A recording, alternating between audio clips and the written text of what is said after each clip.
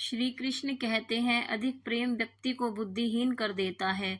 अनुमान मन की कल्पना है।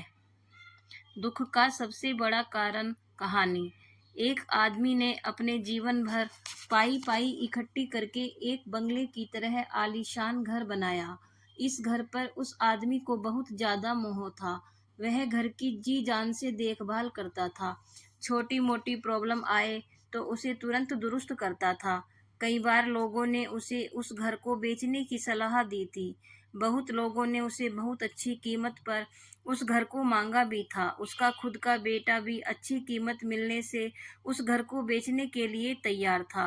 लेकिन वो आदमी कभी भी उस घर को छोड़ने के लिए तैयार नहीं था।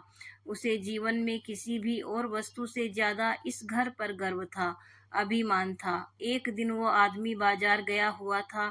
जब वह बाजार से लौटा तो उसने देखा कि उसके घर के सामने बहुत बड़ी भीड़ जमा है।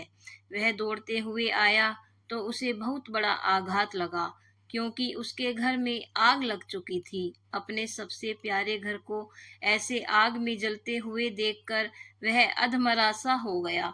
उसे समझ में नहीं आ रहा था कि वह क्या करे। उसने निर्णय लिया कि अगर उसका घर नहीं रहेगा तो वह भी नहीं रहेगा।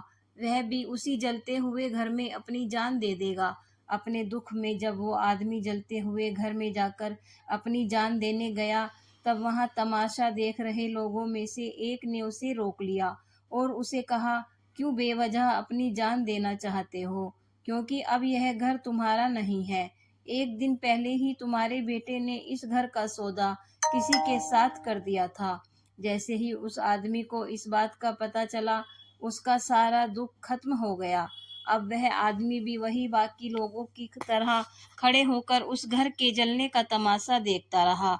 जब वहां पर उस आदमी का बेटा आया तो वह आदमी अपने बेटे के पास जाकर उसे कहने लगा, जरूर मैंने पिछले जन्म में कई पुण्य किए होंगे, इसलिए मुझे तुम्हारे जैसा बेटा मिला।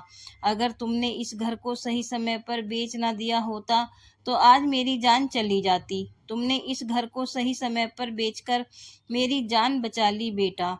जब बाप की बातें सुनकर बेटे का मुंह उतर गया, उसने बड़े दुख के साथ कहा कि पापा, मैं इस घर का सौदा करने के लिए जरूर गया था, लेकिन अभी इस घर का सौदा पक्का नहीं हुआ था। यह सुनते ही आदमी का दिल फिर से बैठ गया। वह अपना सर और छाती पीट पीट कर रोने लगा और कहने लगा कि मैं बर्बाद हो गया। पहले किसी और का घर जल गया, यह जानकर जो उसे खुशी हुई थी, वह अब उसका घर है, यह जानकर दुख में बदल गई। दोस्तों, इस कहानी से हमें बहुत अच्छी तरह से समझ सकते हैं कि दुख का कारण किसी भी चीज को अपना मानना होता है।